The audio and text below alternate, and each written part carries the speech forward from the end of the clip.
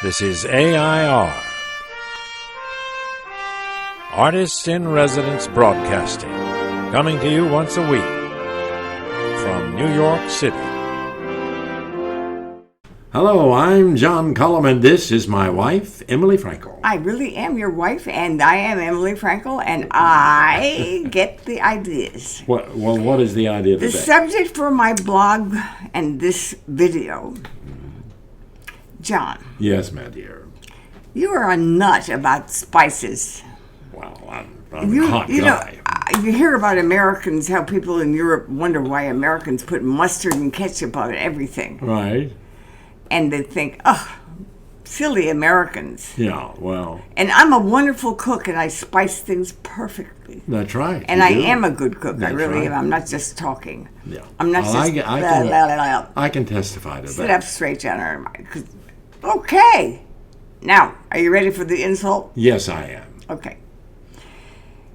No matter what I cook, and I put a delicate amount of this and a delicate amount of that, usually a combination of curry or chili, certainly garlic powder, sometimes hot pepper, Yep. sometimes vinegar, sometimes wine. Okay.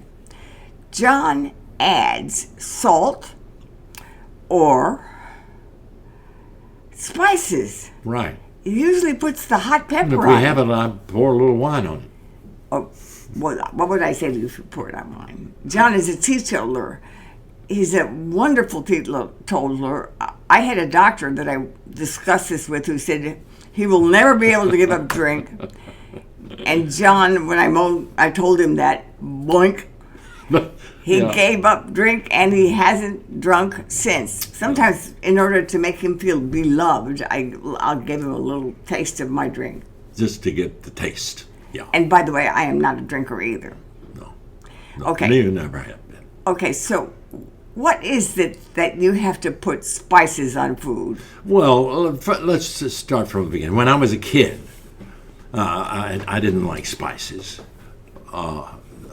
And no kids, I think, like spices. And then gradually you begin to acquire a taste for it. But being from the South and having Southern tastes, spices... Bland, boring food. Well, not only that. Grits. For a long time, I mean, when I was a kid, we had an ice box. We didn't have a refrigerator. And With ice in it? Chunks of ice? that's the way you kept it cold. You didn't have a refrigerator. Gee. And and before that, they didn't have. It was difficult to get ice in the summer, so you had to spice stuff to keep it from spoiling, or to cover the taste of it if it spoils slightly. I think it's to cover the taste.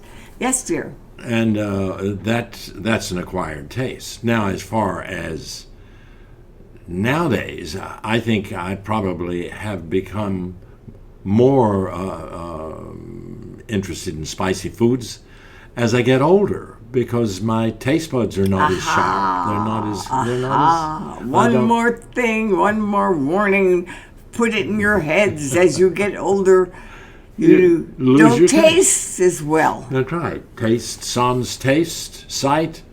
What is it you're doing to me, Emily? We're just sitting here like this, and I like the look of you. You take care of yourself. I'll take care of me. Okay. I'm sitting. Unless you want me to stand up. Stand up more. Okay. So onward with your. So it is a taste bud weakening. Getting older. That's why you're using spicy foods. Yeah, well, your smell gets a little less, and your hearing and your eyes and everything, as Shakespeare says, sans everything. Does he actually have a quote for this? Well, he has the 7 ages of man.